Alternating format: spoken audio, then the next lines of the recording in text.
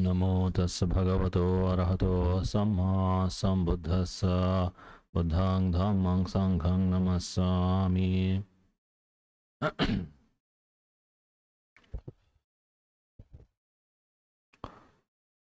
Homage to Most Venerable Guru Bhante Ji and the Sangha, and metta to all the Samnera Anakarika and the nuns and all upasakas and upasikas.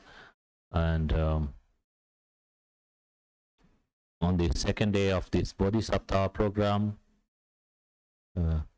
which is part of our week-long Dhamma activities, started yesterday and will conclude on the Buddha Purnima day, 5th of May.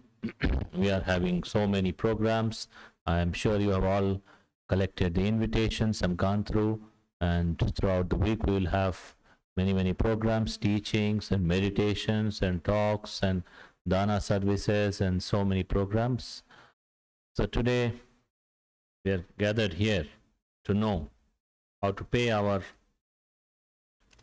gratitude and understand the Buddha.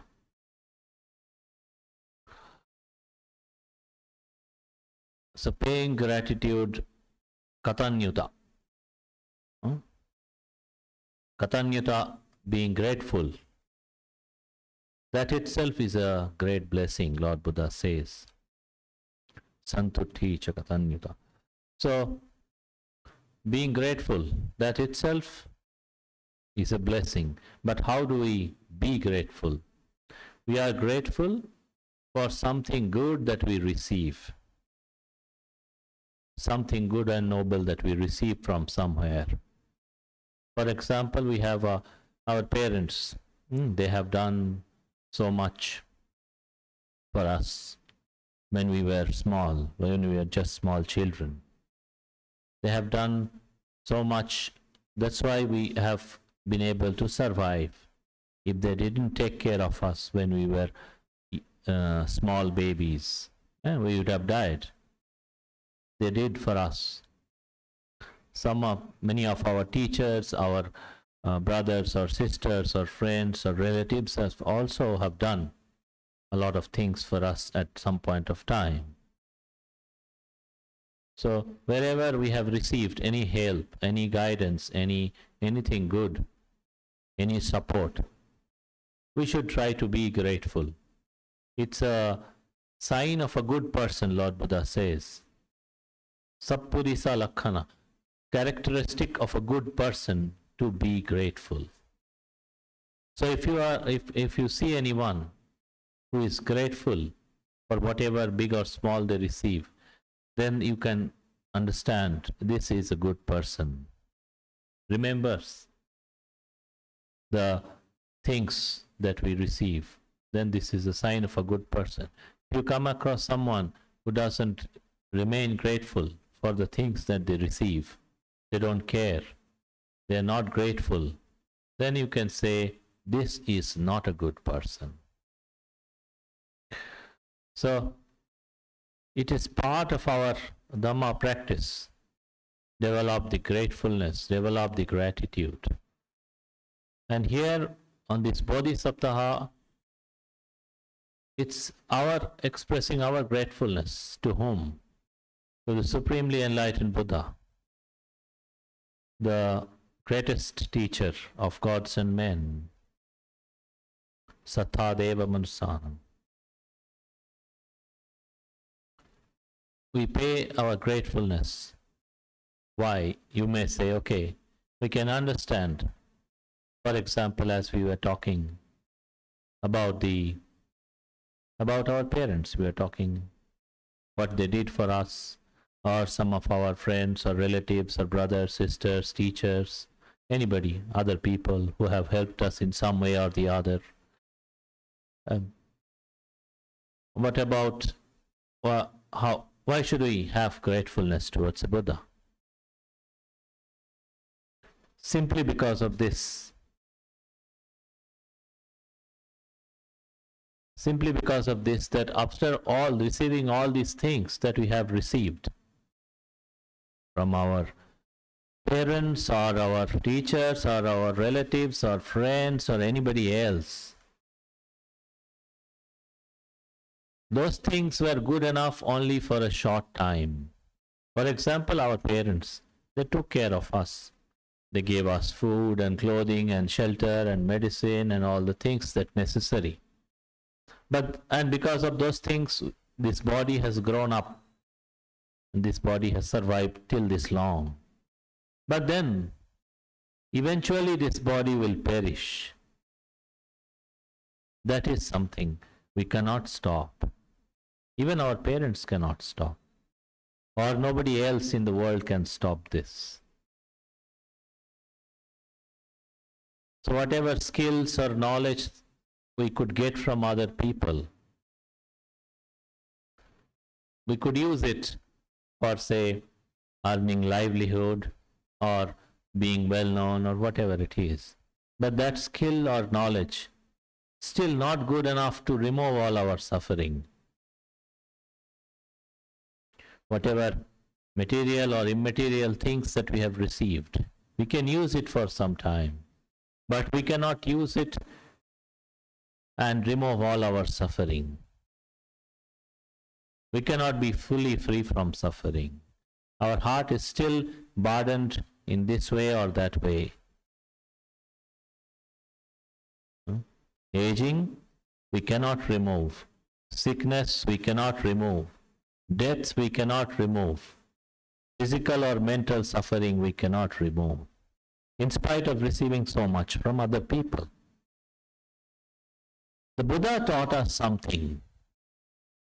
These Four Noble Truths. He gave us this offering, dana of the Dhamma, the path to liberation. This one the Lord Buddha gave us. And anybody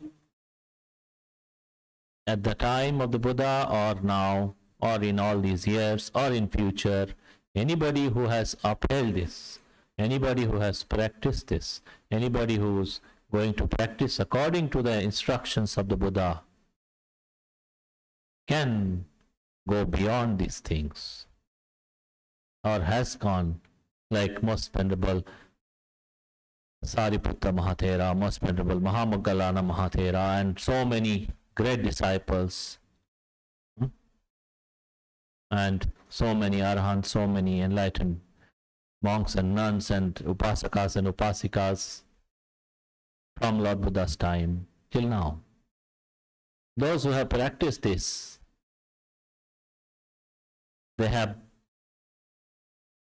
been able to go beyond birth and aging and sickness and death and all physical and mental suffering by going beyond the samsara, by attaining nibbana. This is why we become grateful. Our parents have good wishes for us. Our parents or our friends or our well-wishers, they have good wishes for us. They also want us to be free from suffering. It's not that they want us to suffer. But then they also do not know how to remove our suffering, because they themselves haven't been able to remove their suffering.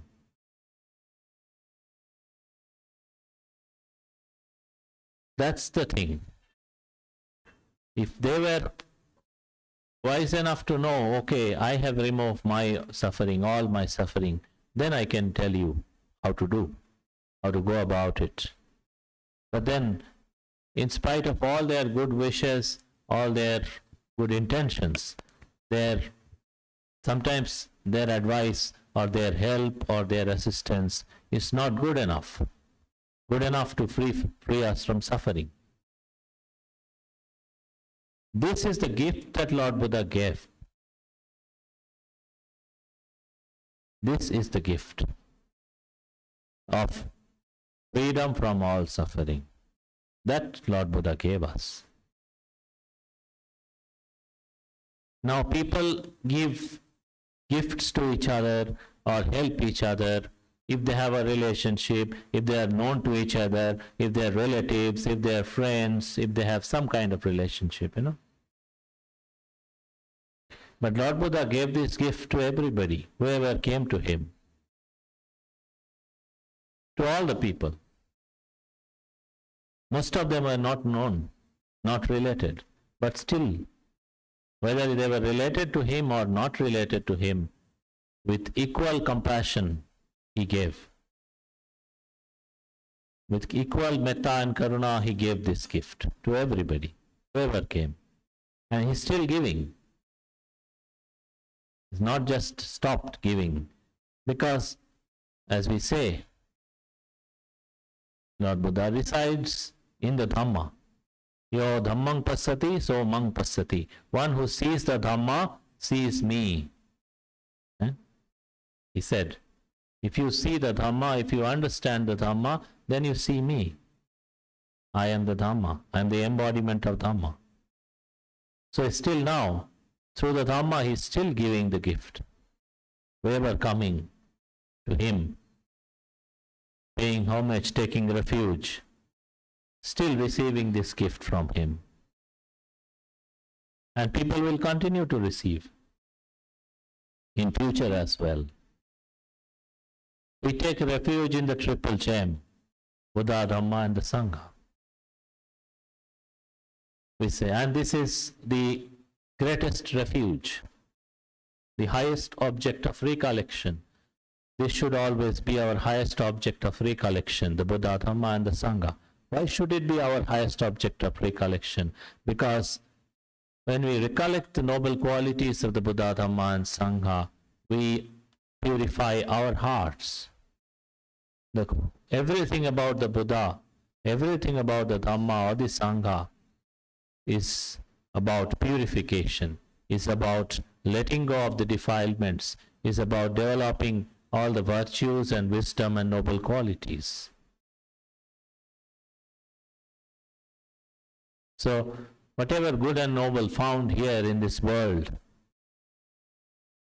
whatever truly noble, excellent qualities, everything the Supreme Buddha perfected. Everything he cultivated and perfected to the highest level. That's why we call him Vijja Charana Sampanno. Perfect in wisdom, perfect in conduct. So whatever conduct, whatever good, noble virtues that can be found, everything can be found in the Supreme Buddha. Whatever wisdom can be found in him. And after becoming Vijja Charana Sampanno, he was not telling other people, oh, I have become the Supreme Buddha, I am the most excellent person, highest in the world, and I don't care about you, anyways, I have found my freedom. He was going out and telling people, this thing, this freedom that I have attained, you can also attain. I'm giving this to you out of compassion.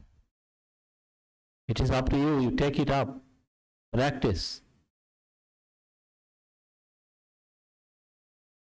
So this is this is just a little part, a small part of the infinite virtues of the Tathagata. Most Venerable Sariputta Mahathera, the chief disciple of Lord Buddha, second only to Lord Buddha in wisdom, once said, if I were to describe the qualities of the Tathagata for one full kalpa, one full aeon, it will still not be good enough for me to say all the qualities of the Tathagata. So it is infinite, the virtues and the qualities and the wisdom and the compassion and his liberation. But after attaining the highest level, he gave this gift of Dhamma to one and all out of compassion. And he gave it in such a way, Anuttaro Dhamma Varangadesai, excellent Dhamma he taught in the excellent manner, in such excellent manner that even now, after 2567 years of the Mahaparinibbana of the Lord, of the Supreme Buddha. Even now, whoever upholds, whoever takes up this Dhamma, whoever practices this Dhamma can understand, can realize, can be free from suffering. It is possible. Lord Buddha said, it is possible to practice and to attain. If people are sincere, it is possible. So he taught this excellent Dhamma in such an excellent way that it has liberated so many people. It is still enlightening the hearts of so many people, encouraging so many people.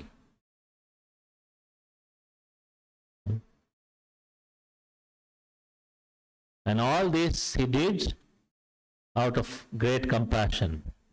That's why we say Maha Karuniko Natho, the great compassionate deliverer of people, great compassionate guide of the people. Out of his great compassion, okay, these people also suffer, they also have suffering, they also have so much. I have found the way out, I have freed myself, now I can tell these people, at least some of them, whoever understands, they will do better. They can come out of this suffering. So that's how to remember the Buddha. That's how to recollect the infinite virtues of the Buddha. Whenever you recollect the Buddha, Buddhanusati, whenever you recollect the Buddha, wherever you recollect the Buddha, your mind is peaceful because you are reflecting on the highest noble qualities. Buddha is not a person. Buddha is the embodiment of this highest perfection.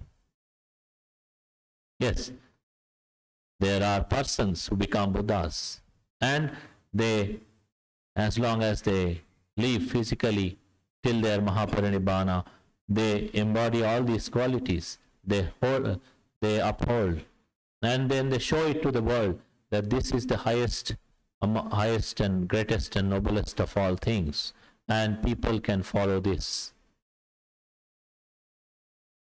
So taking refuge in the Buddha is taking refuge in everything that is excellent and noble, that leads us to liberation. One who has understood, one who guides others. We say Bujjati iti Buddha. One who has understood. Yes, understood. But then he said, Lord Buddha says, I don't have the Acharya Mutti, like a teacher's closed fist. I will not teach you this, I will not teach you that. Some of the tricks I will keep up to my sleeve. I will not share with you. I don't have that. Whatever you are capable of learning, I am capable of teaching. I will teach you everything. That's why we say Bodheti iti Buddha. One who guides, one who trains up to enlightenment. One who trains up to enlightenment. Now we will say, oh, Lord Buddha has attained Mahaparinibbana. How will he train us? Through this Dhamma, as you practice the Dhamma, every word of this Dhamma, every word of this Sila Samadhi Panya, every word of this Noble Eightfold Path, all these Sammaditthi, Samma Sankappo, these are words.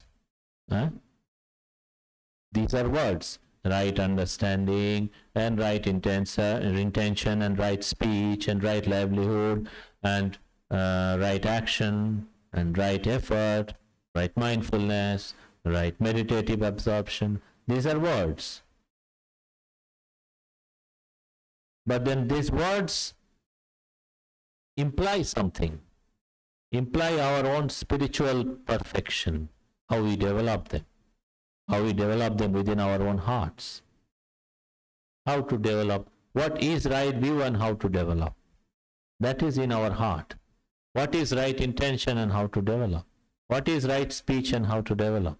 How to abandon the wrong speech. How to abandon the wrong view. How to abandon the wrong intention. So this development, when Lord Buddha was telling right view, right intention, right speech like this, he was not just telling us to remember these words. He was telling us how to see all these qualities. What is wrong speech? What is wrong intention? What is wrong view? How it is, how it affects our mind, how it dilutes our mind, how it brings us suffering, to see that, and then to abandon this and to develop the right ones, which brings us freedom. That's what he was pointing at, not to the words. Lord Buddha was teaching us the Dhamma. He wasn't teaching us some nice words. But this is a fancy word, Sammaditi, Samma Sankappo. No, he was not teaching us some fancy words. He was teaching us, this is Sila. This is how you when you practice this, your mind is like this. When you don't practice this, your mind is like this. This is greed or hatred or ignorance. When you practice, then your mind is like this. When you abandon the greed, hatred, ignorance, your mind is like this. When you develop them more, when you strengthen this greed, hatred and ignorance, your mind is like this. This is the way to freedom. This is the way to suffering. He was pointing to this. That's the Dhamma he was pointing at.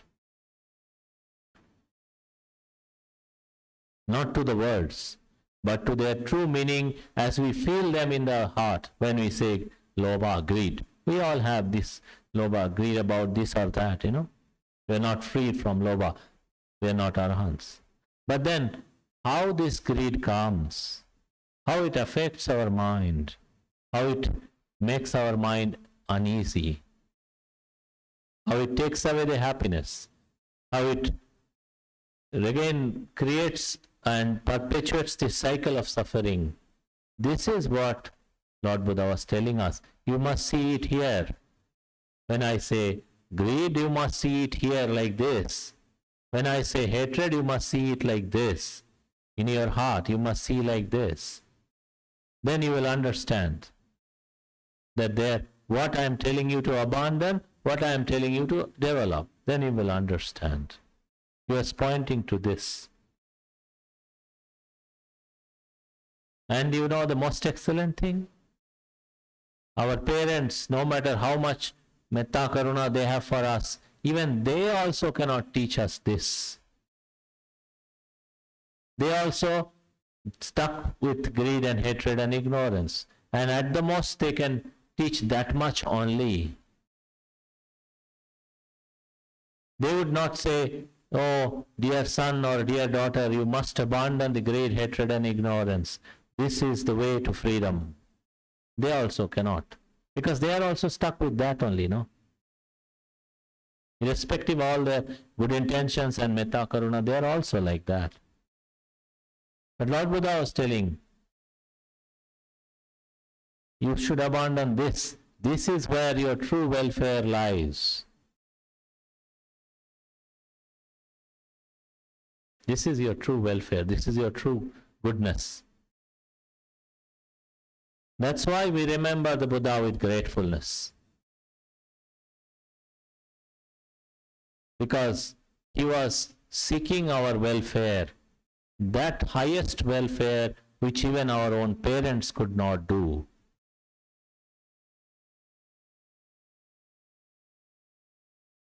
That is the compassion of the Buddha to all people, whoever it is. Whoever it is. Whether it is to Angulimala, who was a murderer, whether it is to the great Sariputta, whether it is to anybody, all the lay people and upasakas and monks and nuns, to everybody, with equal attention, with equal compassion. Always even-mindedly teaching, giving the Dhamma to everybody, whoever comes. And giving the Dhamma not just for anything else, giving the Dhamma for the removal of all suffering.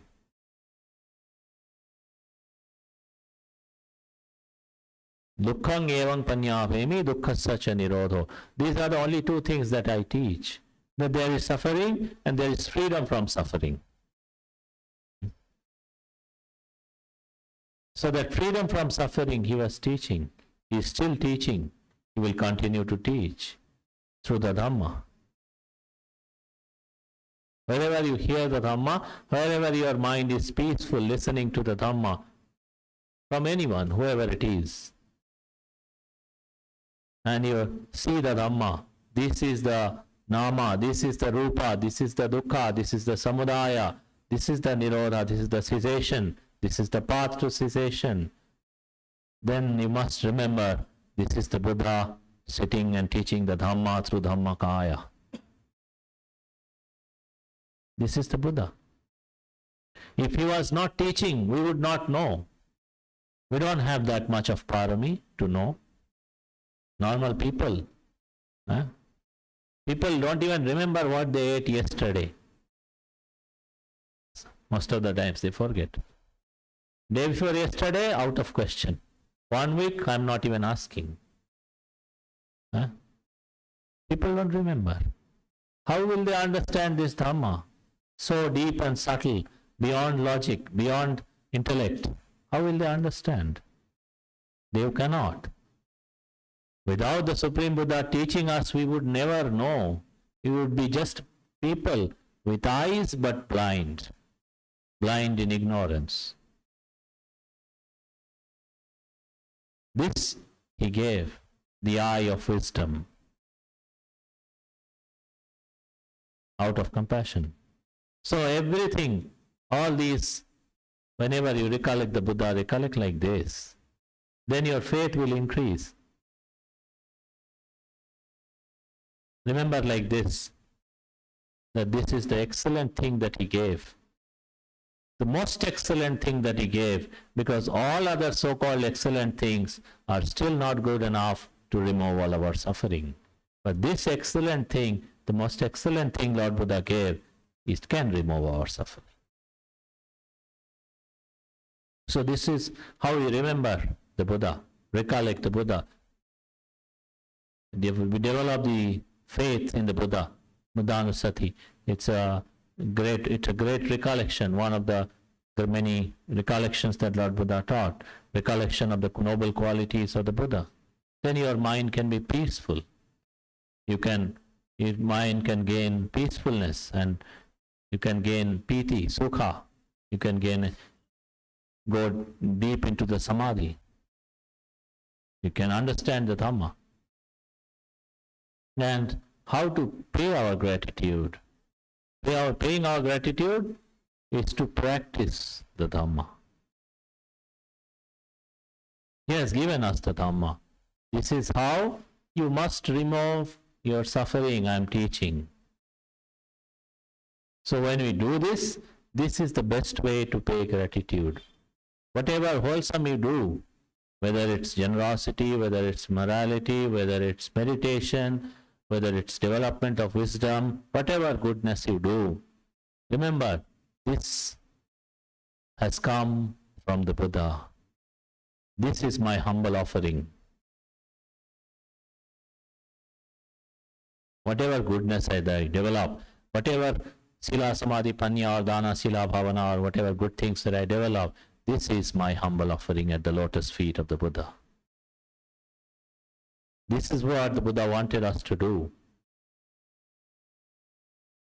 Kept on teaching for 45 years.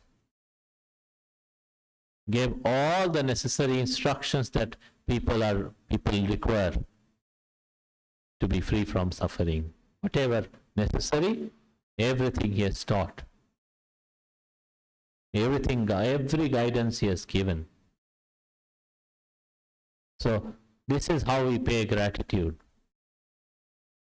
We say,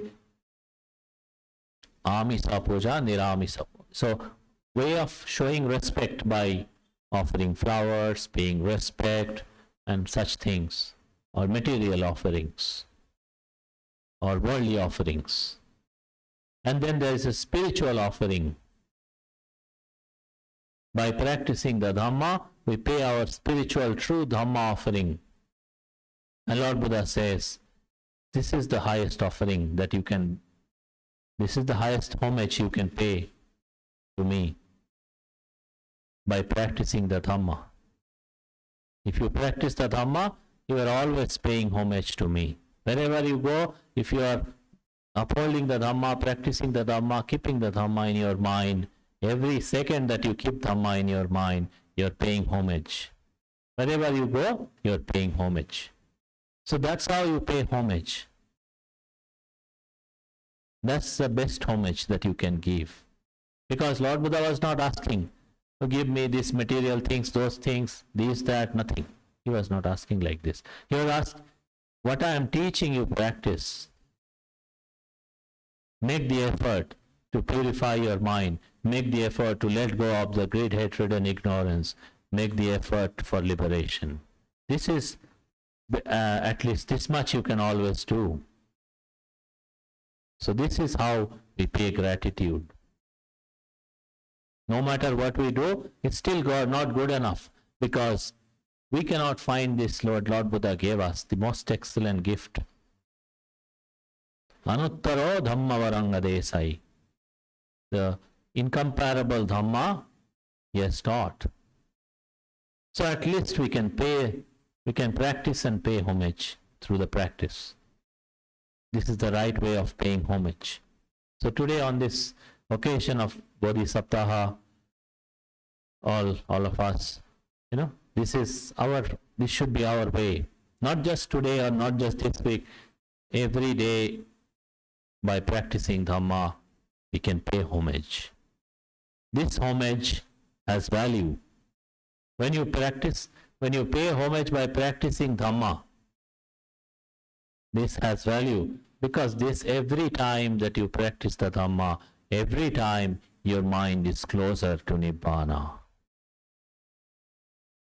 You are going closer and closer to Nibbana. So that's why it has value. It has the most excellent value of freedom. So may you all be able to remember, recollect the infinite virtues of the Supreme Buddha like this, and pay your homage through the Patipatti, through the practice of Dhamma, till this life lasts, until Nibbana. With this we would conclude. Sadhu, sadhu, sadhu.